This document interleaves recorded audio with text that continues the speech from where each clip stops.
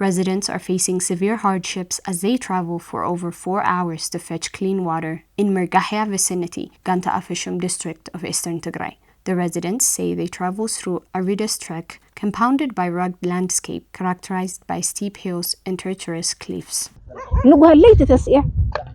I wake up early in the morning and it takes me hours to get here. Then I fetch water and go back home at 10 or 11 a.m., crawling with fatigue and thirst.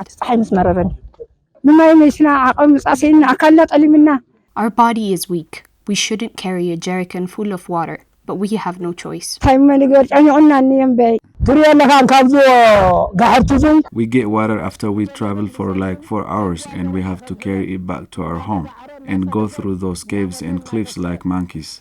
Yamanarada, a 70-years-old elderly, fetches his own water, carries it, and travels for hours. He says the road is very difficult, and more than a dozen fell from the cliff, leading to their deaths.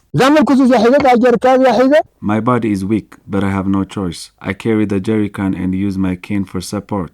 I take a break and rest for more than 10 times on my way.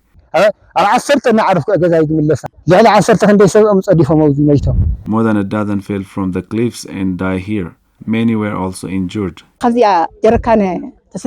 It's very dangerous. One day, while I was climbing up here, I slipped and my jerrycan fell down there.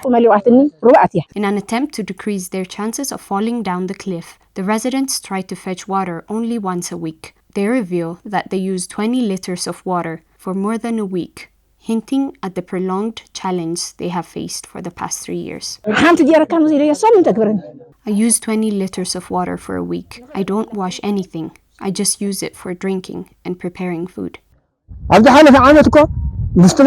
We were living in hell, especially for the past 3 years. On top of our problems, there was war, siege, and drought. Many died then. Head of the Social Affairs Office in the district, Desta Abraha, reports the deaths of more than 20 people and 80 cattle falling off the cliff.